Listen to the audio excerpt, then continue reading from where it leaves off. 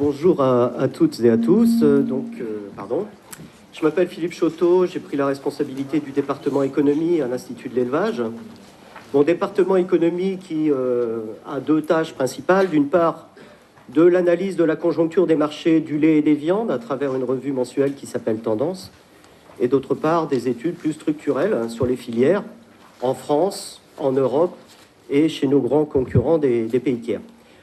Ce qu'on m'a demandé de faire pour débuter cette journée, c'est planter le décor des autres productions d'herbivores. Donc je ne vais pas vous parler cheval, je vais vous parler vache, je vais vous parler brebis et je vais vous parler un petit peu chèvre. Pour commencer, vous le savez tous, le cheptel français, depuis, là je me suis référé au point de départ, instauration des quotas laitiers en 84. Donc depuis 25 ans, cheptel français en UGB, cheptel de souche, vache plus brebis plus chèvre, a perdu 25% de ses effectifs. Restructuration drastique en particulier du cheptel bovin laitier. Il y a les quotas d'un côté, de l'autre côté, il y a une augmentation structurelle permanente de la productivité laitière. Aujourd'hui, on conduit un petit peu des vaches laitières comme des safranes, alors qu'on a souvent des Ferrari, si on voulait vraiment les pousser à fond. Donc il y a un potentiel de production laitière qui est même largement supérieur à ce que montre cette restructuration du cheptel.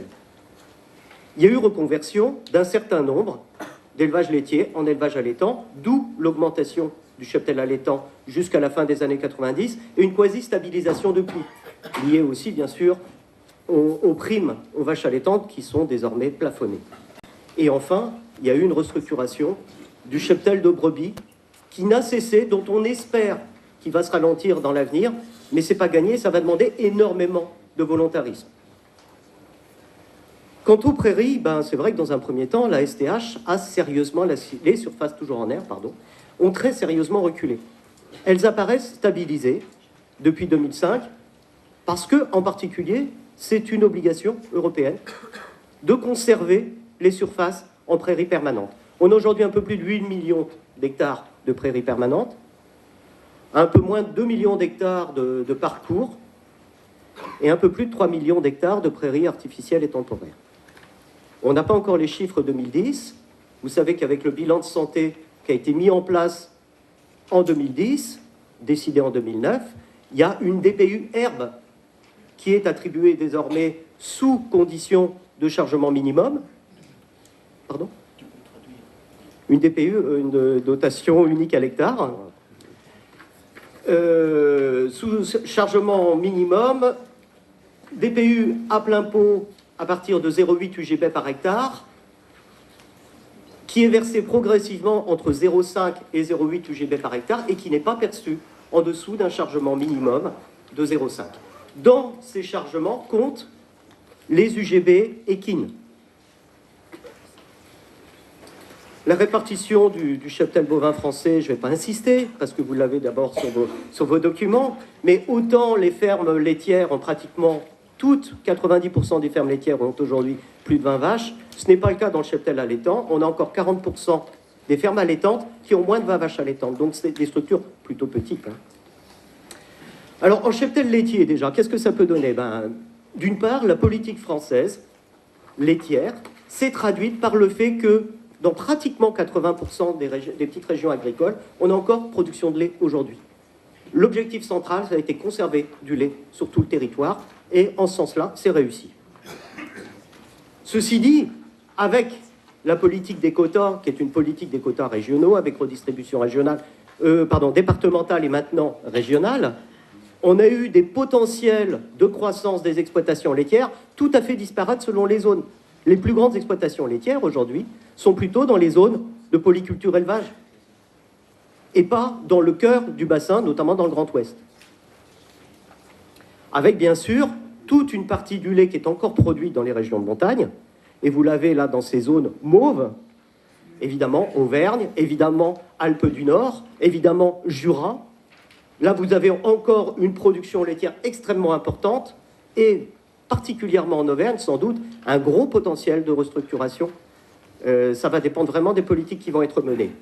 Dans le Grand Ouest, on a souvent des gens qui ont beaucoup investi, notamment sous la pression de la maîtrise des pollutions d'origine animale, hein, le PMPOA, et qui sont peut-être un petit peu freinés aujourd'hui par les quotas, avec des structures qui potentiellement pourraient produire plus et qui sont plutôt en demande de volumes supplémentaires. Et le problème dans les zones de polyculture élevage que vous avez là en bleu, c'est plus un problème d'ambiance laitière. Et surtout en ce moment, avec la flambée des prix des céréales et des oléagineux qu'on connaît à nouveau depuis l'été dernier, la question se pose de la pérennité de ces exploitations laitières, avec des voisins qui sont plus forcément laitiers, donc difficile de faire des travaux en commun, des CUMA, etc., etc. Difficile aussi pour les entreprises de continuer à collecter dans des zones dont la densité se réduit. Donc 3 zones très disparates, avec des destins qui vont être différents. Alors, quelle démographie laitière pour demain? Ça, c'est tout un travail qui est fait par un collègue qui s'appelle Christophe Perrault.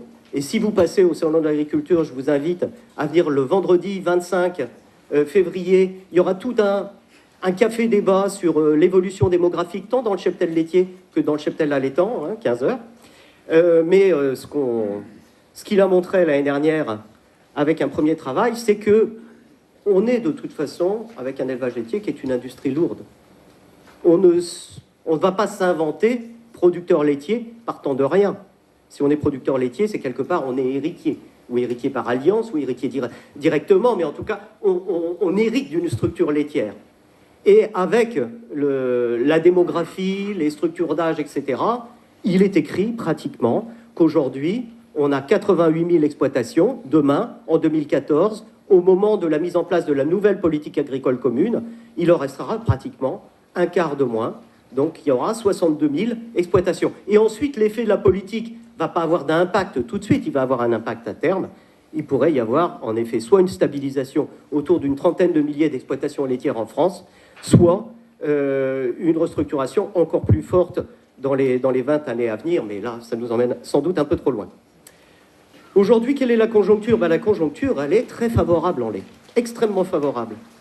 Et elle est extrêmement favorable, notamment grâce, si je puis dire, au malheur qui touche la Nouvelle-Zélande, à la sécheresse qui a touché ce pays, qui n'est pas un des plus gros producteurs mondiaux, mais qui est en tout cas le principal exportateur de produits laitiers sur le marché mondial avec l'Union européenne, plutôt sous forme de commodité, hein, poudre de lait et beurre pour l'essentiel. Et on voit aujourd'hui la flambée de ces commodités sur le marché international qui a impacté d'abord le prix en Nouvelle-Zélande que vous avez là en bleu, mais aussi très vite le prix aux États-Unis, qui est le 3e exportateur mondial de produits laitiers, et puis également le prix en France et en Europe. Donc aujourd'hui, si le prix du lait est bon en France, c'est grâce aux marchés internationaux et à la flambée de ces prix sur les marchés internationaux. Alors ça devrait durer au moins jusqu'à l'été pour des histoires de climatologie en Nouvelle-Zélande, peut-être au-delà, ça on n'en sait rien. En même temps, c'est vrai qu'on a une demande qui redevient extrêmement dynamique, notamment en Chine, demande qui s'était un peu écroulée en 2008 suite à un scandale, ce qui avait suscité la baisse des prix sur les marchés internationaux et la baisse des prix en France qu'on a connue l'année dernière. Et quand la conjoncture laitière est favorable, qu'est-ce qui se passe? On a stabilisation du cheptel. Alors qu'en 2009, on avait très nette baisse. Ça, ce sont les chiffres de la BDNI, donc de la base de données d'identification des animaux. On avait une très nette baisse du cheptel, vous le voyez entre la barre verte et la barre bleue. Et à partir du moment où les prix remontent, on a stabilisation en 2010, depuis l'été dernier, en France, du cheptel laitier. Et face à cette évolution laitière, qu'en est-il du cheptel allaitant?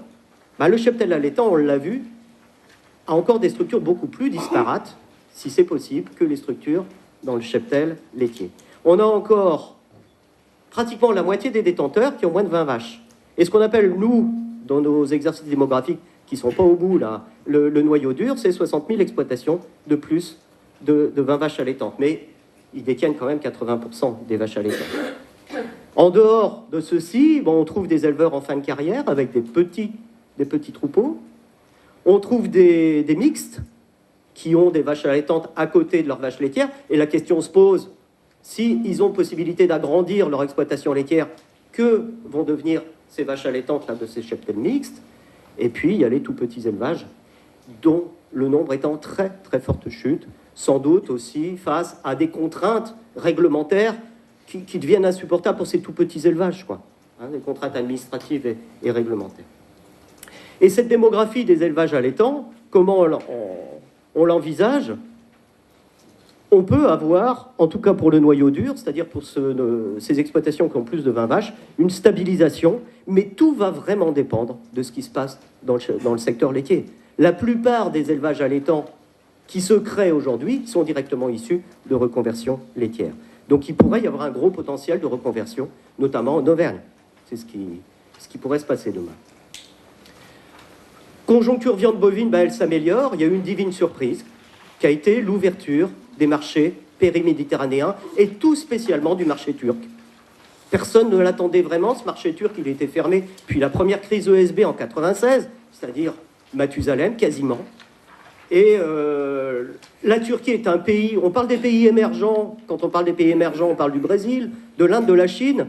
On oublie peut-être un peu facilement un pays qui est à nos portes, qui est la Turquie, avec un taux de croissance phénoménal, avec aussi une agriculture qui emploie encore aujourd'hui une très grande majorité des actifs, qui se restructure à grande vitesse et avec des besoins et des modes de consommation de plus en plus urbains. Le prix de la viande a complètement flambé. Il y a des élections en juin prochain. Le gouvernement a choisi de diminuer les droits de douane pour permettre justement de juguler l'inflation sur les produits alimentaires. Ouverture au marché européen. Les Allemands, qui sont culturellement plus proches de la Turquie, un peu comme la France avec l'Algérie, avec une immigration d'origine turque extrêmement importante, a pris ce marché tout de suite. Du coup, le marché du jeune bovin, du taurillon allemand a flambé et le marché du taurillon français a suivi. Donc, divine surprise sur les taurillons. En revanche, sur les broutards, c'est beaucoup moins évident. Vous voyez le prix en rouge, là, du broutard. Ça, c'est le charolais 300 kg, hein, c'est-à-dire un bon broutard, n'a pas vraiment décollé parce que le principal marché pour le broutard, ça reste le marché italien. Vous l'avez en bleu, là. C'est plus de 90% des animaux vifs qui sont exportés sur l'Italie, c'est-à-dire pratiquement un veau issu du cheptel allaitant français qui est exporté sur l'Italie. Donc se pose là un véritable problème de pérennité de ce débouché. Vous savez que les Italiens sont touchés par deux choses. D'une part, la crise économique, c'est pas original, mais eux sont touchés plus que la France, de même que la Grèce, qui est un autre gros marché d'exportation français. Et d'autre part, ces broutards vont se faire engraisser dans des grandes structures dans la plaine du Pô, dans les feedlots. Et ces grandes structures sont impactées par deux choses. Un, la flambée du prix des céréales qui rend la vente du maïs plus intéressante que la fourniture du maïs à leurs animaux. Et deux, l'instauration de normes environnementales. Cette plaine du Pô est une agriculture... ou a une agriculture extrêmement intensive. Il n'y a pas seulement des ateliers d'engraissement de jeunes bovins, il y a aussi du porc, du poulet, du lait, et commence à avoir des problèmes de nitrate, en particulier dans les eaux superficielles, d'où nécessité de réduire la charge animale. Tout ça fait qu'on se pose des questions aujourd'hui sur la pérennité de ce débouché, qui est extrêmement important, je le répète, hein, pour l'avenir du cheptel allaitant français, ou alors il va falloir changer, ou changer peut-être progressivement, mais notre modèle de production.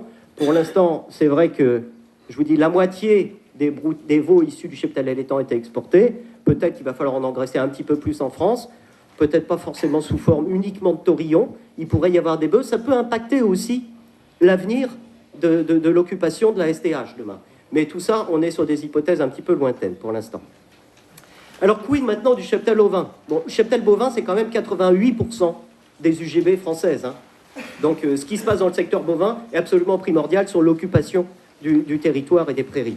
Sur le cheptel ovin viande, on a encore beaucoup de petites structures. 80% des fermes ont moins de 100 brebis, c'est-à-dire 15 UGB. Hein, une brebis, c'est 0,15. Ce cheptel n'a pas cessé de diminuer depuis le début des années 80. Qu'est-ce qui peut se passer demain? Bon, c'est vrai qu'il y a une politique extrêmement volontariste, avec là encore le bilan de santé, qui a redonné une grosse bouffée d'oxygène à ce secteur, avec des primes à la brebis réévaluées, avec une incitation à contractualiser dans la filière. Et puis, on a un programme qui s'appelle la reconquête ovine, avec un petit peu comme ce que j'ai cru voir que vous faites dans le secteur équin, des réseaux, des efforts de productivité technique, la mise en place de l'identification par boucle électronique, enfin beaucoup de choses qui vont se faire, mais qui vont se faire en faveur des éleveurs professionnels. Or, on a vu, dans le secteur ovin, on a encore toute une kyrielle de petits éleveurs qui vont avoir le choix, soit arrêter face à des contraintes administratives de plus en plus lourdes, soit passer à une structure qui leur permette de vivre.